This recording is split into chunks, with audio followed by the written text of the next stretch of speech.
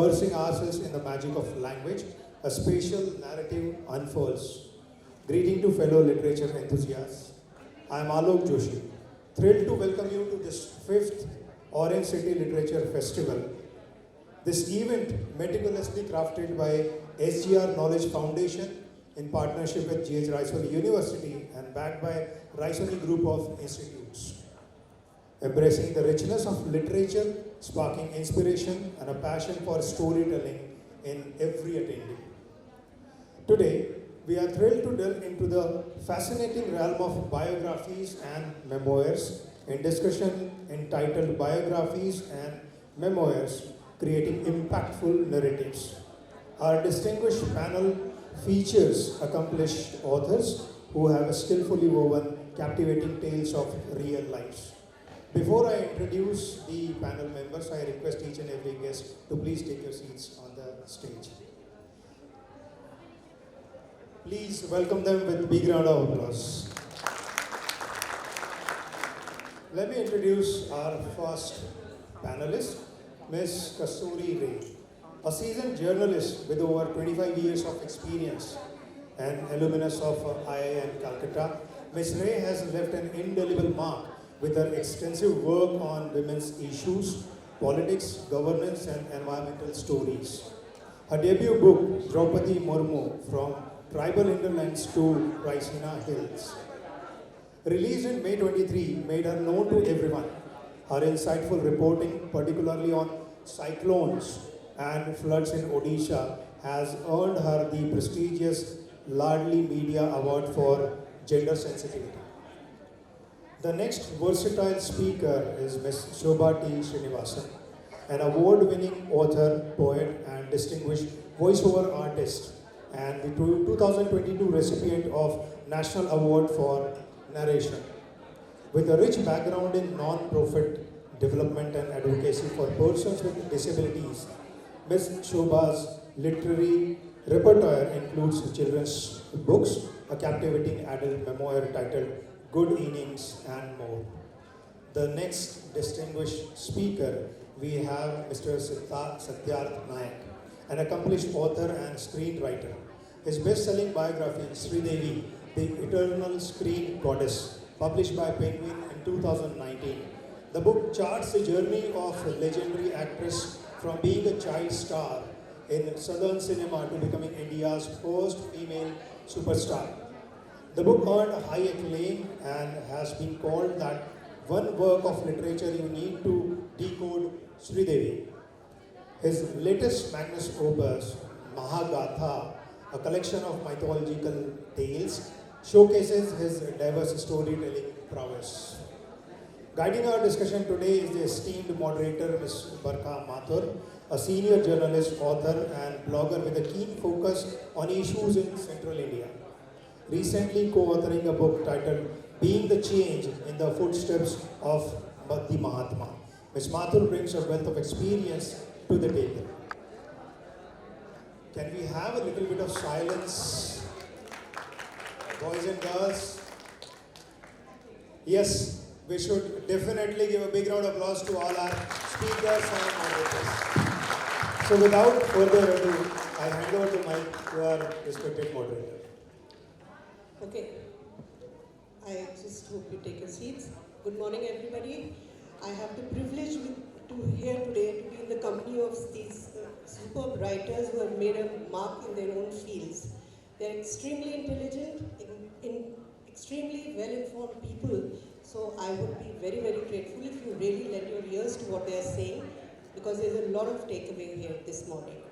So we are today talking about biographies.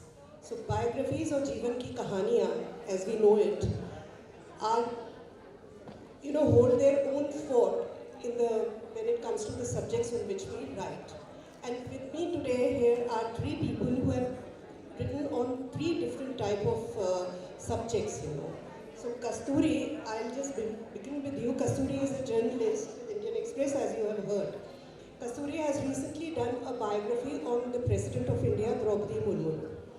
Kasturi, how difficult is it, to write about a political figure who holds the highest office and then who's still there, who's occupying the highest office. How difficult or daunting can it get? Extremely difficult. To put it short, I'll tell you something that my professor asked me the moment I was assigned to write the story of Madame Moonmore.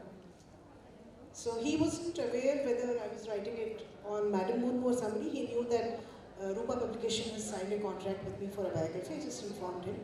And his first question was, is the person about whom you're writing alive or dead?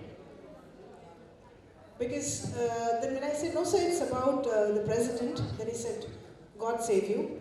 Because when we write biographies of people who are no more, it's a little bit easier than to write about people who are alive to contest what you write if they don't meet you. So that's the risk. Like when people are in the highest position of the country, that the president writing about her was extremely difficult because due to protocol issues, I did not get an opportunity to meet her even for once. The time I was given the assignment to write the book, I have approached the president's office a lot of times where I was denied. And I was also denied to meet her close family, which includes her daughter, her son-in-law, and her brothers or their wives. So I had to actually do a lot of spade work. Doing a lot of research. Already a lot was being talked about. The biography had to write something different. So traveling was extensive and the research was extensive. Talking to people who know her from close quarters was also one of the most important part of the book. And these are the three elements that I have included to make the biography of Madame Moonmore complete.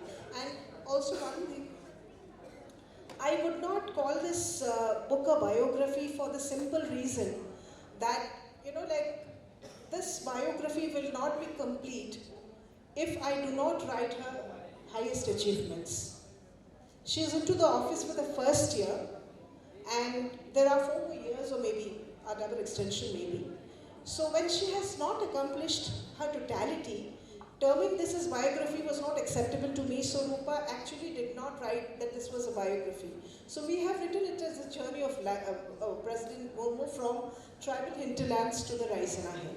So I would never say this, that it was a biography, but whatever she's done from the beginning or from her childhood to house belonging to the poorest of the families, marginalized sections, being a tribal woman, how she has charted her way from the tribal hinterlands to the top post office. So this is all the difficulty level was like. And has she come back to you? Has she appreciated the book? Not as yet. And I think the reason behind that could be there were too many people interested to write the biography, and too many people have already come out with it. For me, it was an advantage because my book was the first one to hit the market. So as an early bird advantage, I've got it. But even after the book, they would not accept the book from me because that could mean that they're accepting whatever I'm writing here. Okay. So that issue is there, and if they give me permission, they have to give permission to the other biographers also. So now from that very, very difficult task of writing about the President of India to the very comforting and a very, very warm feeling that it can come writing about your own mother. So Shobha has written about Lily Tharoor, her mother, and I would like to tell the audience, how difficult it is, when you are writing about your own mother. How do you understand the thought processes, the travails, or whatever the circumstances? It's going to be your interpretation. How much of it you could understand about your mother that you have put on it? It's a great question. Good morning, everyone. It's a pleasure to be here. Thank you. Kids, can you hear me at the back? Yes, super. Okay. Unlike Kasturi, you definitely had the daunting task of having to write a biography without having met the person she was writing about. And as she said, it's not a conventional biography for good reasons. I did have the good fortune of being able to write a tribute to my mother at a time when my mother, by the way, is still alive. So she has the benefit of enjoying it. Now this is a single authored book, which means I wrote the book. It is a collection of my memories, but it is a story of her life. This is not a very conventional biography as well. I've designed it into 13 chapters. It's essentially what you call, it's ended up actually being my mother's aid memoir, as they say, because she's beginning to forget. She's in her late 80s now. And when I gave her the manuscript of the book before it was even published, of course she enjoyed it and she had a lot of questions. But even in these the book came out last year, the book was written 2 years ago, 2 years ago, because it takes a while to come out. So my mom is beginning to forget some of the details. So when I say aid memoir, if she reads this, she remembers things. What's also unusual, you said how difficult was it? Well, I have done something a little unusual in that the book is written, it's a sort of a hybrid genre, in that it is both a memoir and sort of a self-help book. Even though we start at the birth, my mother was a village girl who was born in a small village in Kerala, India, and she got married as a teenager, and she thought she was going with her husband to Calcutta, but he got called back to London. So she was at that time not even speaking a lot of English. She learned to speak English from Desert Island Discs, which is a very well-known British program. So, she's had these incredible experiences. So I begin with her life from when she was born in the village, and we reach up to now where she's she's forwarding WhatsApp and YouTube videos to all of us. She was a hurricane. She was an extremely ambitious, driven woman, and so it's those examples that are given.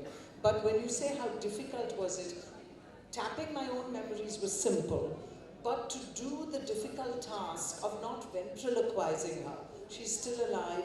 I'm using a sort of technique in some ways which has actually got a title. It's called speaking nearby, and that is a sort of, it's critical theorists and literary professors and those people use that term. It's essentially the ability to speak in someone's voice without ventriloquizing them or making it seem like it's their voice in that sense. So you need intimate proximity with the person, as well as enough distance to not sort of speak over them.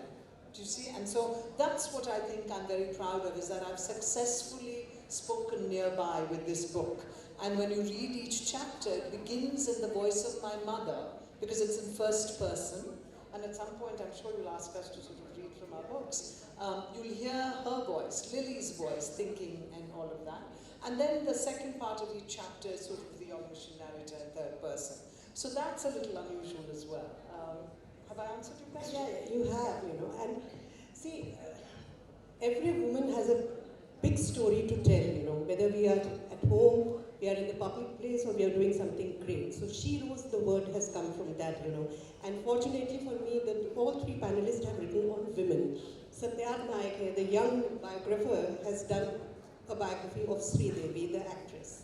Satyarth, when you are writing about celebrities, what happens is that their life is so much in the public domain that you have to go beyond that to tell the reader, that okay, you didn't know this, I was privy to this. How did you go about, putting the biography together? So again, in my case, like Kasturi said, by the time we started the book, she had passed away. So we had discussed the book while she was alive. This was in 2017. Which was actually a milestone year for Sridevi because that was the 50th year of her in Indian cinema, and Mom had released as her 300th film. So this was like the right time, to actually put out a book on her. And I have always been an admirer of her art, and I was appalled by the fact that there's not a single book on her. But in hindsight, I do understand why. I mean, the body of work that she has done is so daunting that for anyone to even start, where does one even begin? 5 languages, 50 years, 300 movies, where do you even begin? But then 2017, fortuitously, I moved to Mumbai. So it's like all the stars were coming together, aligning in the best way possible. And so I spoke to Shri and Boni, and they both were very excited about the book. The only condition Shri said is that she wanted to focus on Janvi's debut, because Dhadak was releasing in 2018. So she said, let Dhadak come out, and then we will start putting the book together. And then, of course, before that, 24th Feb happened, and suddenly she was gone. And I was completely shattered. Both, of course, as an admirer of her art, and of course, as a person who was hoping to document that in a book. But a friend of mine said a very beautiful thing. He said, you know, you owe this to her because you spoke to her about it. And he said, the only difference now is that your book will have a last chapter. So I said, yeah, that's true. And so it was gathering courage all over again. Boni sir was a huge pillar of support. And of course, Penguin backed us a lot. And that's how, so now in her absence, the process then became different. What she would have told me about her journey, I gathered it from the people that she worked with. So it was going down south, meeting her actors, directors, you know, all of that. So we have about 70 people that we interviewed. And everyone was so willing to talk about her. Down south, we had Kamal Hassan, Chiranjeevi, Rajnikant, you know. Of course, same in Bombay. And everyone had wonderful memories about her. Although what happens is when you write a biography of a person who is just deceased, you only get the good things out of most people. You know, no one wants to talk ill about. So which is why one of the criticisms of the book has been that it is extremely hagiographic. But it was also because of the nature of the material that I was offered. Because I was unlike you, I don't have the vantage position of being in proximity to her, that I could present a very, a very detailed and a very that kind of narrative. I was completely dependent on what the material that was given out to me. So within that, my own analysis of her art and craft, I also was very fortunate and a lot of her magazines that I've been collecting over the years, which had her interviews. So in her absence, that became her voice for me, you know, so at various stages of the career. And that's how the book came out together. Okay. Can I have some silence at the end, please? You know, besides the student, there are some very avid listeners, you know, sitting right in front, and they are finding it difficult to follow what is being said over here. Please. Kasturi. Chat, you know. No, can you ask them to move a little bit in front? Boys and girls over there at the back side, I think if the topic basically is not interesting you, you can definitely find out some other topics of your interest. But there are some students and the listeners over here who are very much interested in this topic and want to know more about their work. So either please keep silence or silently move out of this hall. Please, the last request. Volunteers, please take care of this. Take care of their interest. Okay, Kasturi, you know, when we talk about, but the subject is a political figure. You know, before being the President of India, she was definitely a part of a political party. She had politics going on around her, you know. So these kind of books, you know, they have a tendency of getting embroiled in a lot of controversies. So what I want to know, you know, from you is that since you were not having direct access to her, which makes your work even more difficult, how were you steering clear of any such thing, you know, that you felt, because you had only your judgment at that time, that it could trigger a controversy? How did you go about that? So, to my good fortune, Draupadi Murmu, like when she stepped into politics, she was already a BJP person. And when she first contested her elections as a councillor, she was, in those tribal areas in Odisha, most of the places, you know, RSS and BJP have a strong swing. You know, they really go to the nook and cranny and work with the people. And Draupadi Murmu was highly impressed with that, and she wanted to get into the BJP to work, and she was selected the councillor. The moment she stepped into, being the MLA candidate, you know, the legislator of Rairanpur, she was in BJP, and that year, BJP and BJD combined contested it. BJD is Biju Janata Dal of Odisha, and BJP combinedly fight the elections. That became a point when BJD and BJP went along very well for even the next election also. So what happened is, later on when they separated ways, BJD and BJP separated ways in around 2009. And after that, even if people wanted to speak anything about her, they could not, because she was a part of already the BJP combined. And Draupadi Murmu is a person who, being in the BJP also, has never shied away from standing with the right causes. Like, for example, there was this tribal unrest in Kalinganagar, Jajpur in Odisha. There was Swami Lakshmanananda Saraswati's murder that happened, and BJP was blamed for it. And she was all the while with the people, standing with them despite being a part of the BJP. She was ready to take the onslaught. She was ready to face the people.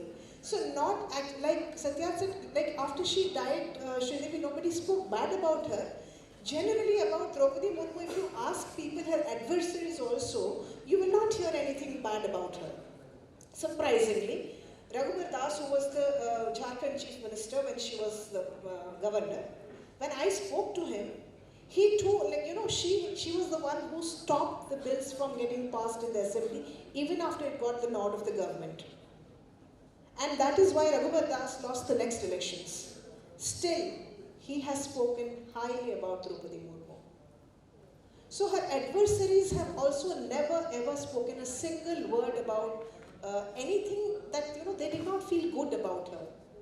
So maybe she was very, by nature, she could not, and when I asked some of the people who were her adversaries also, that don't you have anything wrong about her, that, you know, something, she might have told somebody and, you know, some kind of corruption or something.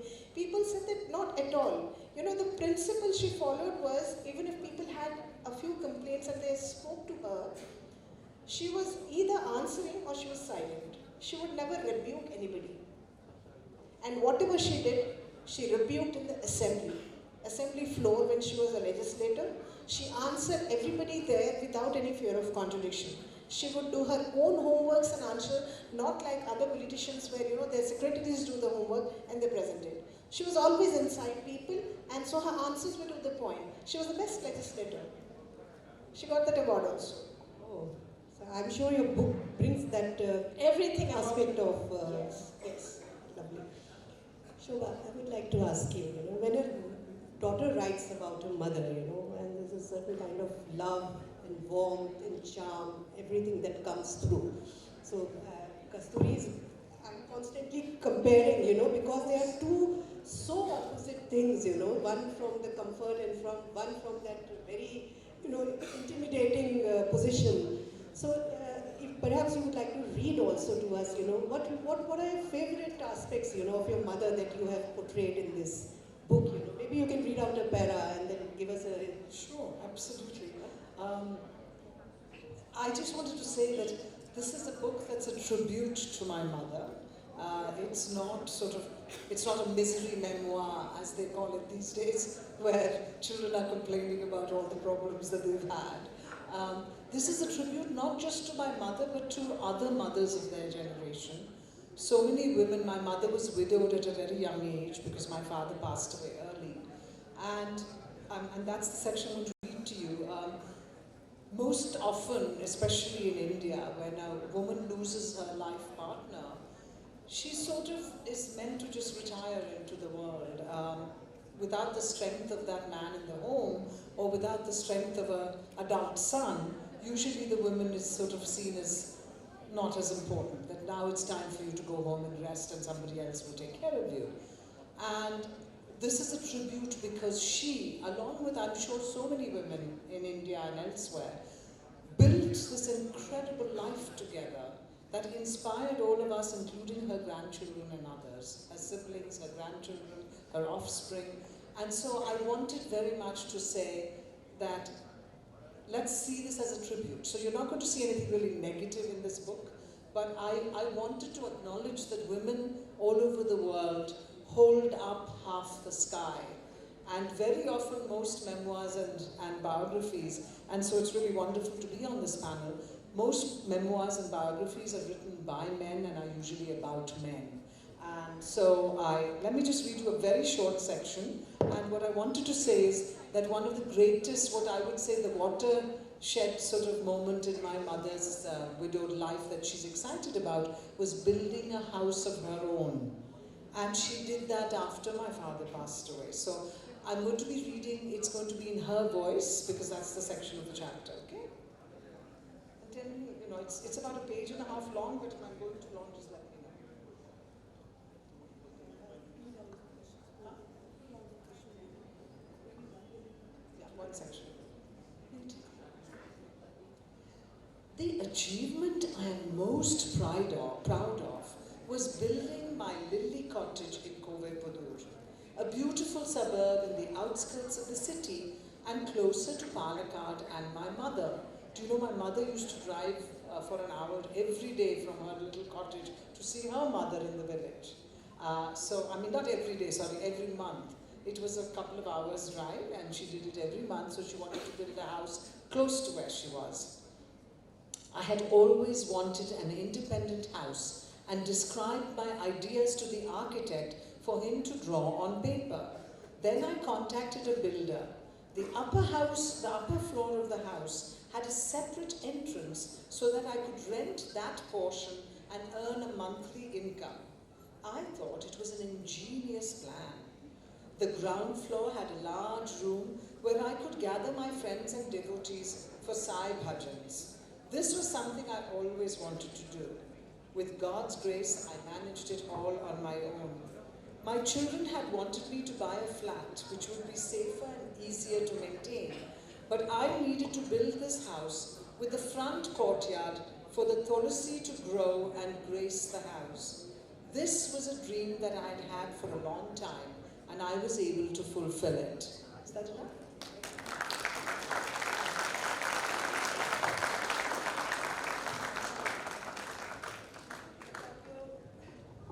You're a young biographer, if we go by the standards, and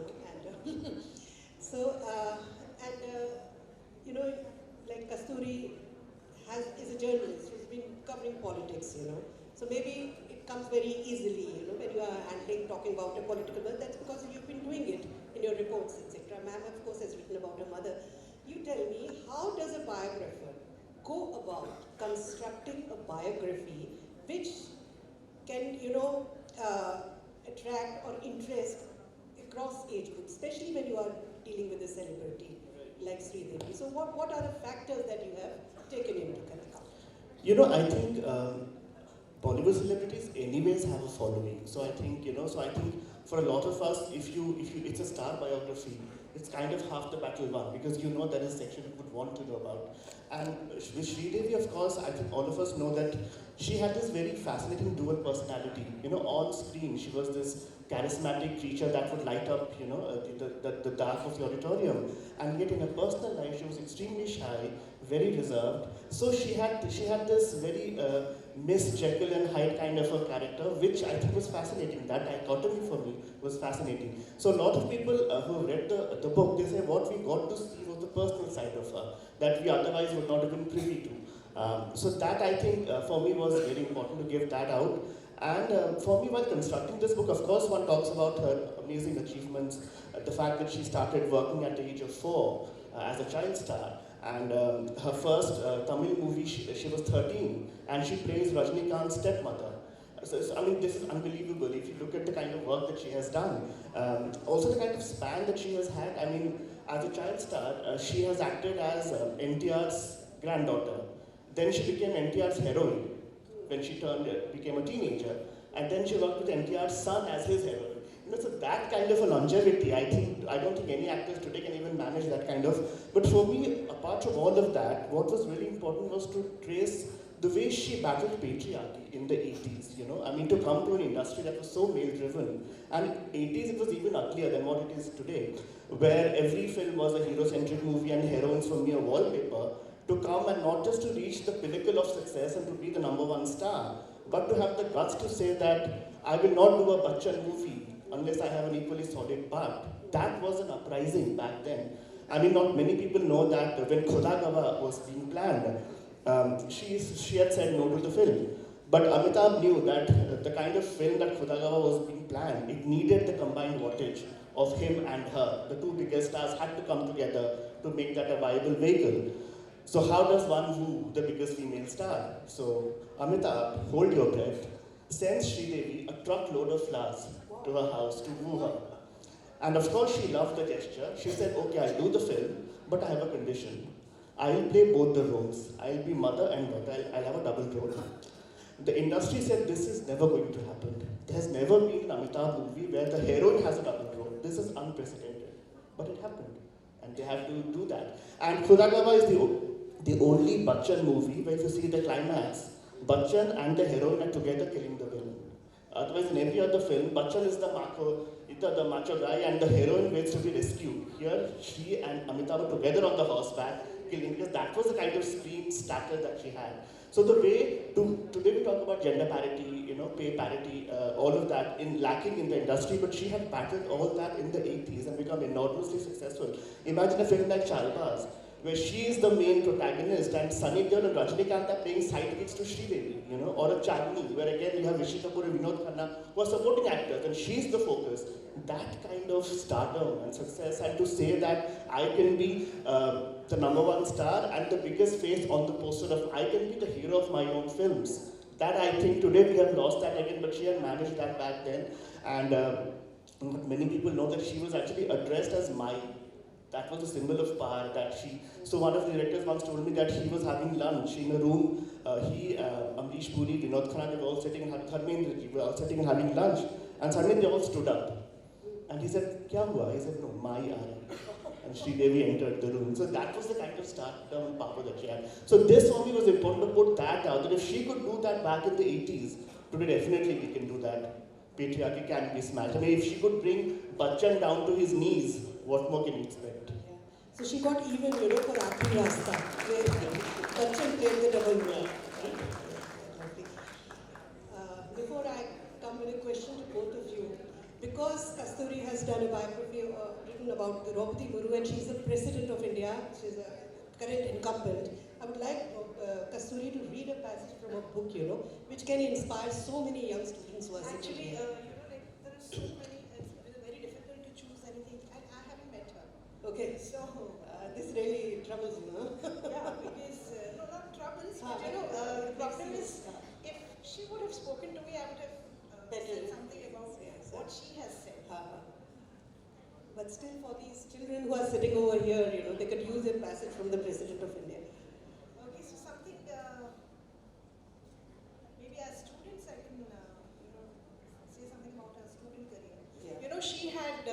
She was the first girl to leave her village that was 500 kilometers away to go to the capital city of Bhubaneswar to pursue her studies, because there was not a single school that was imparting education after class 7 in the periphery of that district. So she did not have to protest actually, but she wanted a means to go and study in a different school. And she wanted to make a mark, and that mark was surprisingly not to earn in the annual pay packages and all the kind of scene that we see in present day. That what's the annual CTC is the question. Her annual CTC she looked at was to fend for her family. That's all. And her first job she was getting 237 rupees way back in 1992. So that was the salary for which she wanted to study and get through a government position where she could earn a livelihood. But I don't think there is anything from the book where she has said something. But I'll just read something. Should I?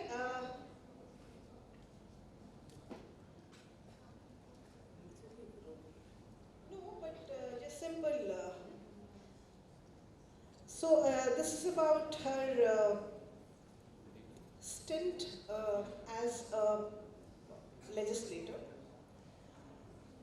No, this is about the school she taught. So this was, she gave her colleagues and other co-workers enough reasons to emulate her behavior and conduct. That is why she was always looked upon with awe. Her ability to withstand any adverse situation was her trump card. Guardians of Murmu's students said they never had to worry about the subjects she taught. The students scored more than 70% in her class, and that for Murmu was the highest award.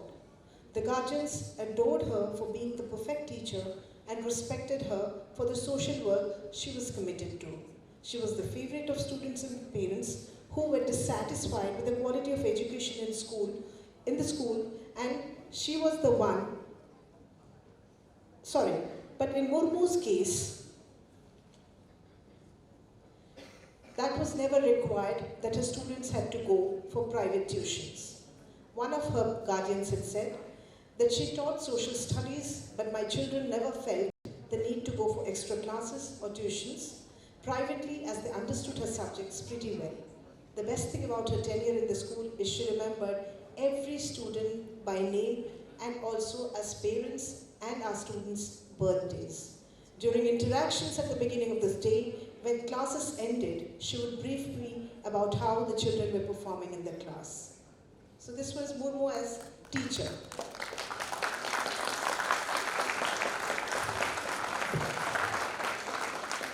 Before I wrap up this session, I would just like to ask the audience if there's any question for the esteemed panelists over here. Yeah, please go ahead.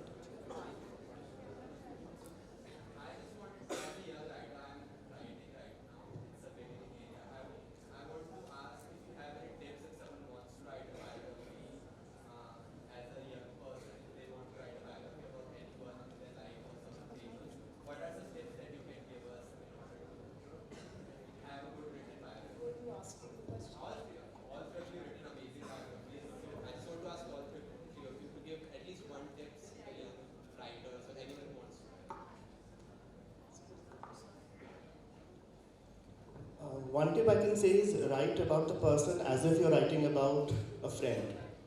Do not be overawed. At the same time, do not be completely critical. Write, there has to be a certain amount of informality when you write. I mean, even when you write about someone like the President of India, you cannot be overweight by the weight of the personality. Somewhere you have to be objective at the same time about whom you're writing, and so just write about that person as if you're writing about a friend.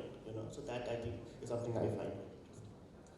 So the tip I would tell you is that first think about how you want to frame your book, which means you've picked a person, even if it's your mother. Biographies can become, if you just start with so-and-so was born on a particular day and then did this and this and this and then either they died or they're still alive, it can be a little dull for the reader, right? So I think one of the things that's very important for any writer when they're writing anything, but since your question is about a biography, is think about how do you want to frame the book.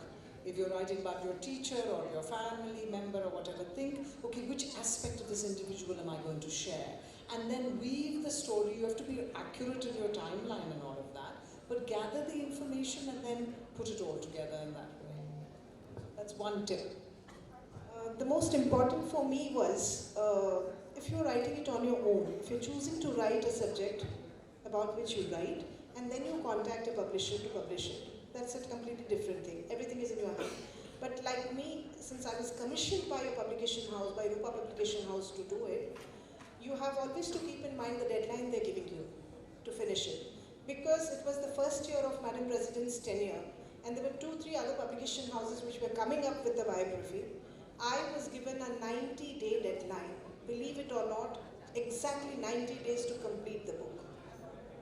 I mean, just imagine not meeting her and then, saying a yes to the publication house that yes, I'll do it. That's just because I'm saying the 29 years that I have been in journalism, we have been fighting deadlines every minute, every day.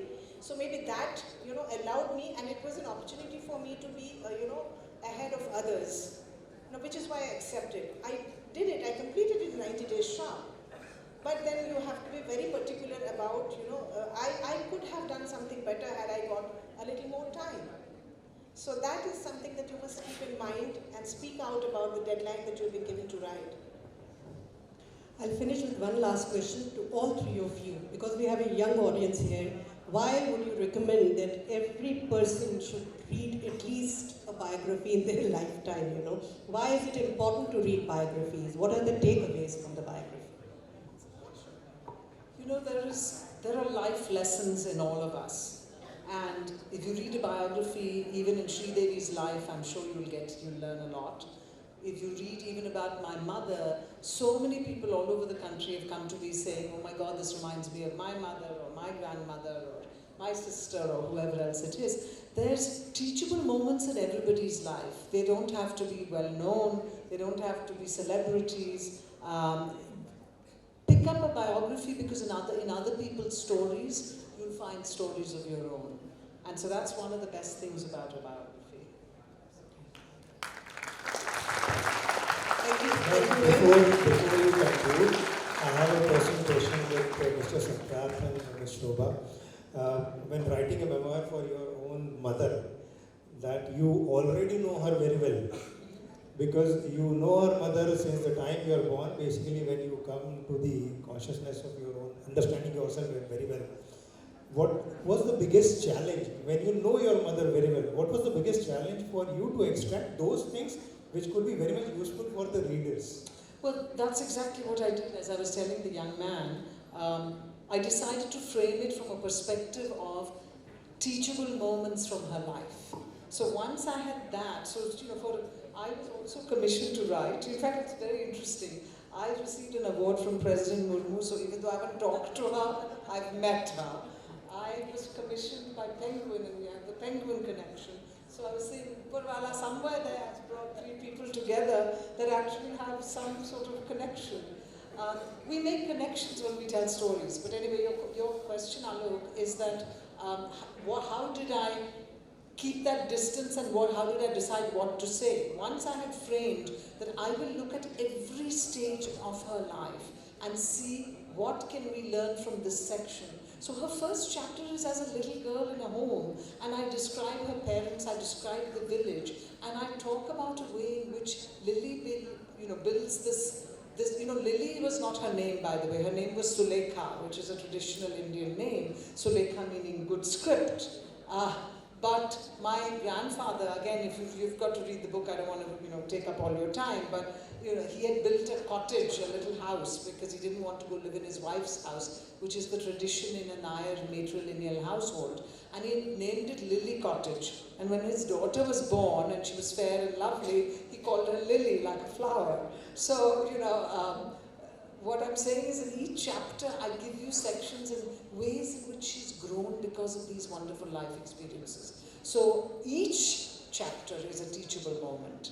And as I said, because I framed that in my head, okay, this is the way I'm going to tell the story, then I only needed to think of those aspects to share.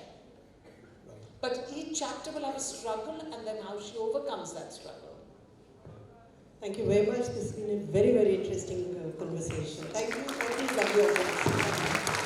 Thank you very much for the esteemed speakers and a wonderful moderator. With that, I show my gratitude to all of them, and I call this session as formally ending. Thank you very much.